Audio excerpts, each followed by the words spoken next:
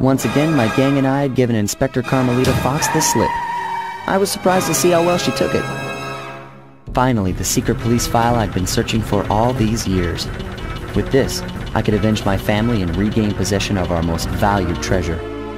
It all began when I was just a kid, bouncing on my father's knee. You see, I come from a long line of master thieves who kept all their secrets of sneaking and stealing in an ancient book. The Thievius Raccoonus. Anyone who read it learned to be especially sneaky, which is why we specialize in stealing from criminals. After all, there's no honor, no challenge, no fun stealing from ordinary people. You rip off a master criminal, and you know you're a master thief. Well, on the night I was supposed to inherit the book, 5 visitors came unannounced to our door. My father fought to protect us, but the gang of villains known as the Fiendish Five overpowered him and ransacked our house until they found the Thievius Raccoonus. Our family's manual of thieving greatness fell into their filthy hands. They tore the book into 5 pieces and split it up, each villain disappearing to the farthest corners of the world to commit dastardly crimes. Broken alone, I was dumped at the town orphanage. There I met 2 guys who became my lifelong buddies and trusted crew. Bentley, techno genius and strategist supreme, and Murray, part-time driver and full-time burden. Together we pledged to track down the Fiendish Five, avenge my father, and steal back the Thievius Raccoonus. I knew I was about to face the toughest test of my life. On this mission, I would either become a master thief like my ancestors before me, or fail and allow my family name to bite the dust.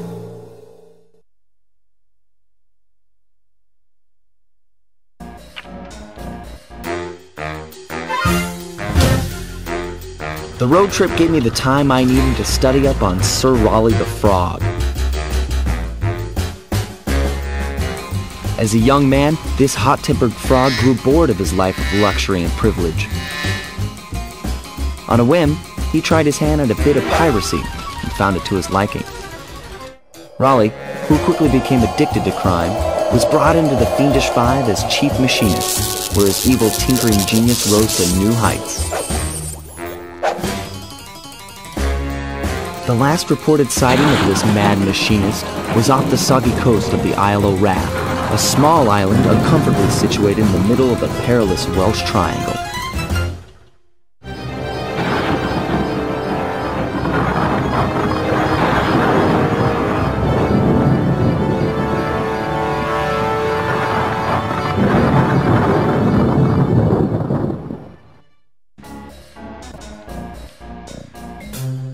Raleigh's section of the Thievius Raccoonus held detailed instructions on how to perform my ancestor Ryoichi Cooper's Ninja Spire Jump, a technique he developed while sneaking into the thickly fortified castles of feudal Japan.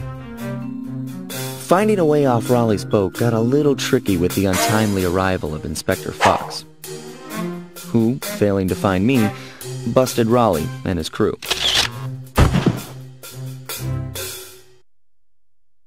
With the storm machine out of commission, boats found their way back onto the ocean, and the mystery of the Welsh Triangle faded from memory.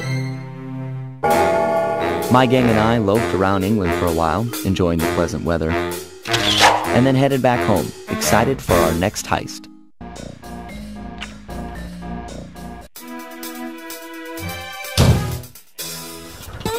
It had been a while since I'd been back in the U.S. Next up, the notorious mugshot, ruthless muscle of the Fiendish Five. What he lacked in brains, he definitely made up for in brawn. Turns out he wasn't always that way.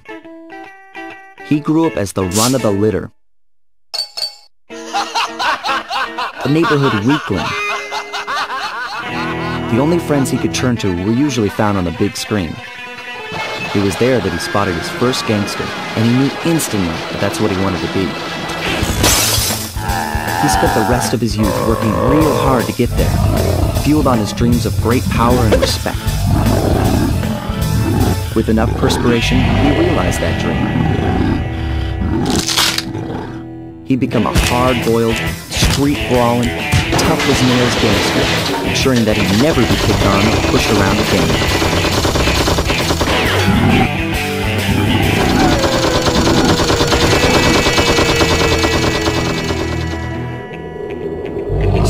up in Mesa City, huh?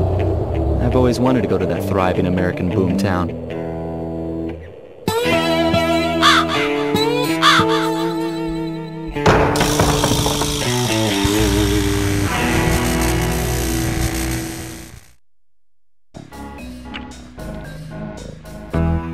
Mugshot section of the Thievius Raccoonus contained an entry from my gunslinging ancestor, Tennessee Kid Cooper.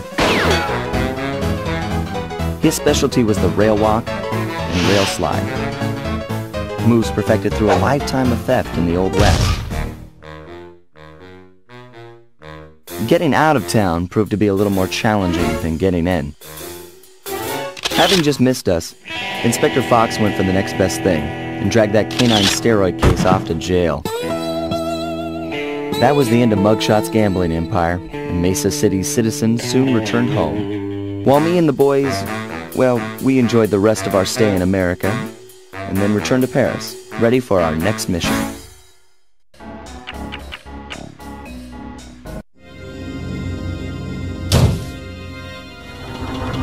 The third member of the Fiendish Five was the infamous voodoo priestess, Ms. Ruby. Born into a family of mystics, other children found her scary. Teaching herself to summon the undead provided what few friends she had. A career in crime allowed an adult Ms. Ruby to punish the world for fearing her as a child. Chief mystic for the Fiendish Five, her powers allowed them to break both the laws of man and nature at the same time. Yet despite the whirlwind success of her youth, she managed to slip into obscurity. Last known sightings claim she headed out of civilization and deep into the Haitian jungle.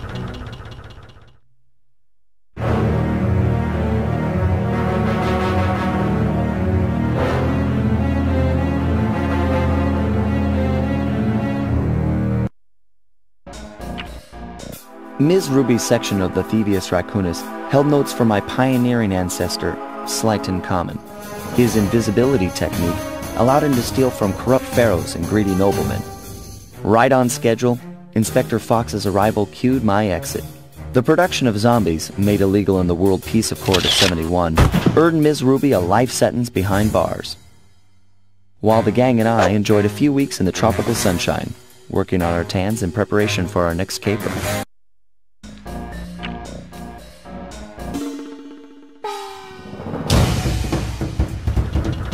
The road trip gave me the time I needed to study up on the Panda King.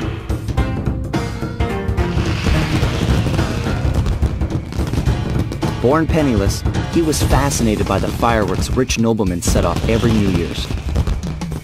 He spent a decade learning the art. But when he tried to offer his fireworks to the noblemen, they couldn't see past his shabby clothes and chased him away. Humiliated, the Panda King took revenge on those who shunned him by using the very tools of his art for crime. The Fiendish Five recruited him as their demolitions expert, and from then on, his explosive touch became feared worldwide. He's rumored to be perfecting some new firework technique high in the unstable Kunlun Mountains of western China.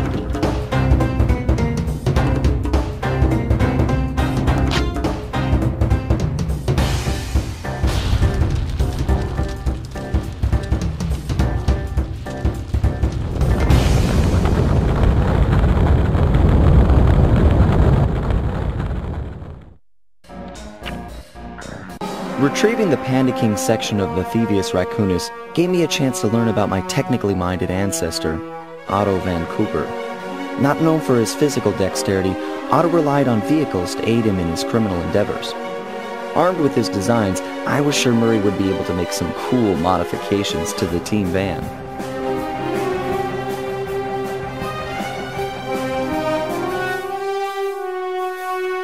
A frustrated Inspector Fox, having missed me coming down the mountain, threw the Panda King in jail, thus putting an end to his avalanche protection services and ensuring the safety of mountain villages throughout China.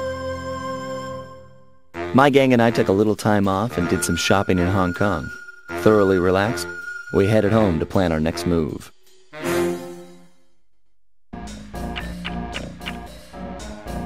We were on our way to the Krakharov volcano in Russia. While looking over what little information I had on the final member of the Fiendish Five, I began to notice something. In the 4 parts of the Thievius Raccoonus recovered so far, several of the pictures depict a shadowy owl-like figure, which looks very similar to the police images of the mysterious clockwork. Is this a strange coincidence, or is there something I'm missing?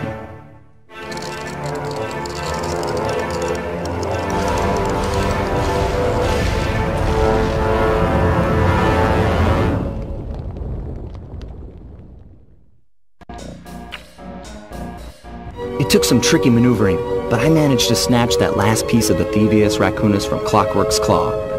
I had taken down each member of the Fiendish Five: Raleigh, Mugshot, Ms. Ruby, the Panda King, and finally Clockwork. I'd beaten them all one by one and reclaimed my birthright. Of course, there was no way I could have gotten here without the help of my pals. I know this hasn't been easy for them, yet they stuck with me through it all. Murray, boy, it took a lot of guts for him to get out in the field with me. I know he was scared, but he's got more heart than anyone I've ever known. And thank goodness for Bentley. Without his expertise, I'd have never found my way off that rooftop in Paris. A guy couldn't ask for a better gang of friends. Who could ever forget the lovely Carmelita? Looks like we're not going to be friends anymore. Now that Clockwork's death ray is out of commission, we're back to playing cops and robbers. I thought for sure she was going to slap the handcuffs on me right then and there. But instead, she was true to her word and gave me that 10-second head start. 10, 9, 8, 7, 6, 5, 4, 3, 2,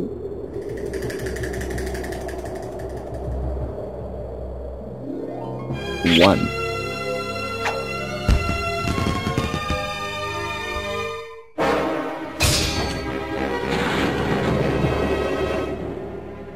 I felt bad leaving her stranded on that giant rock, but I knew it wouldn't be long before we'd see each other again.